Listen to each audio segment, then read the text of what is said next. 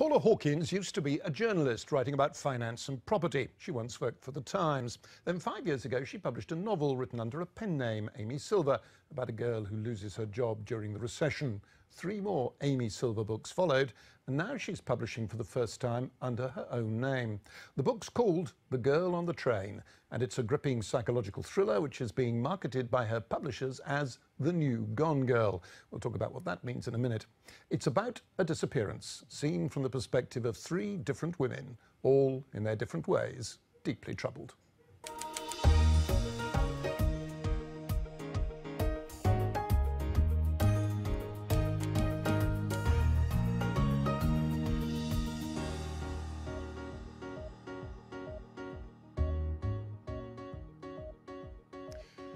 Paula Hawkins, the girl on the train of your title is called Rachel, and she's on her daily commute into London, and she starts fantasizing about a couple. She sees a rather attractive couple in a back garden who she sees frequently when her train stops at a red signal, and that is the jumping off point. Where did that idea come from?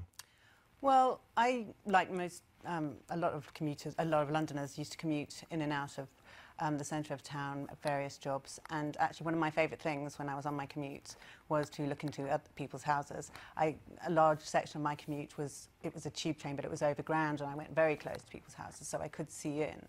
And I personally never saw anything extraordinary, but I got a sense of connection. I found there was a sense of connection. You'd recognise a print on a wall or something like that, and you thought, oh yes, I think I'd like those people, those are my sort of people.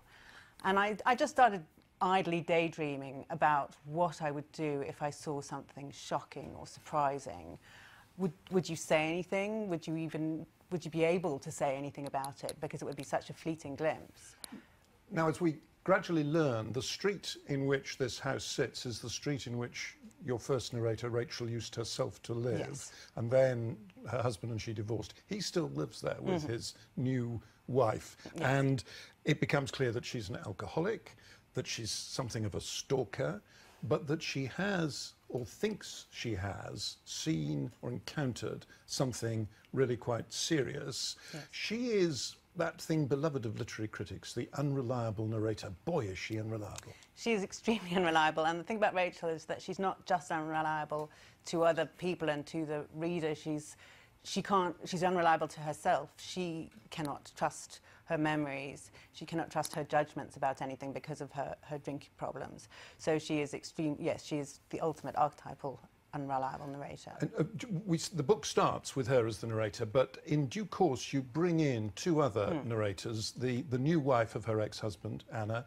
and the woman she sees in the garden from the train, Megan, and the plot hinges on Megan's disappearance. You could have kept Rachel at the centre of it, and we could have seen the whole event through her eyes. Why did you bring in the other narrators?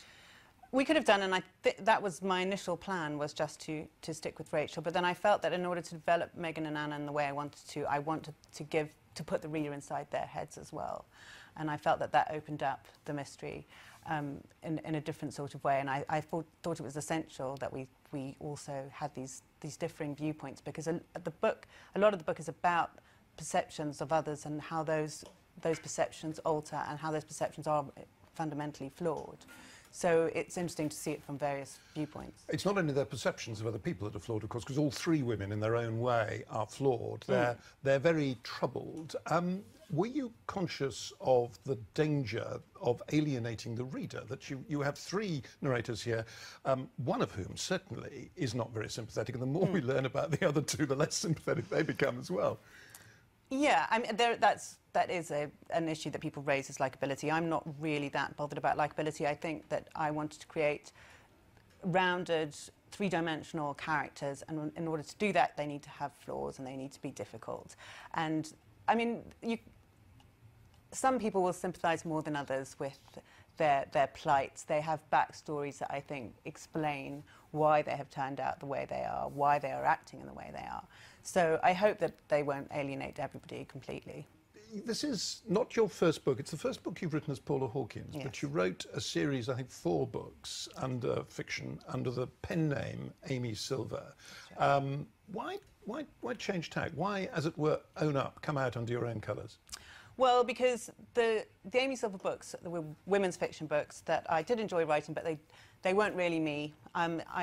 They started out quite light-hearted. As I progressed, the storylines got darker and darker, and the themes got more and more sort of sinister. And it seemed very clear to me what direction I was heading in, and that crime was where I should be.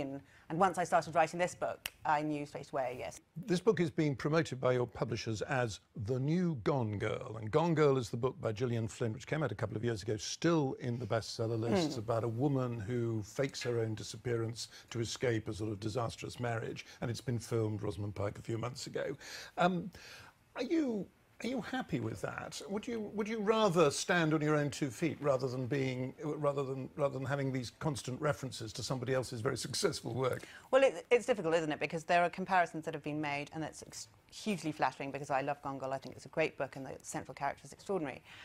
But yes, as you say, it creates an expectation which then you've got to live up to. So that's difficult. So I can see why the comparisons have been drawn. There is an atmosphere that might be similar in the 2 books, and having a central, flawed female protagonist who is not what she at first seems.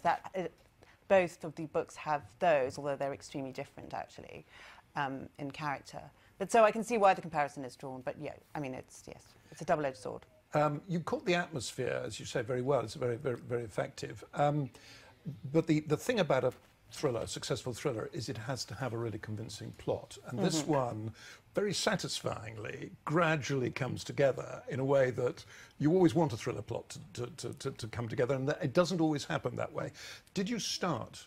How early on in the process did you work through the plot? How far did you allow it to sort of develop organically? I knew basically where I was going. I knew which would end. I knew who had done it, that sort of thing. And I plotted it quite carefully because it is quite complex.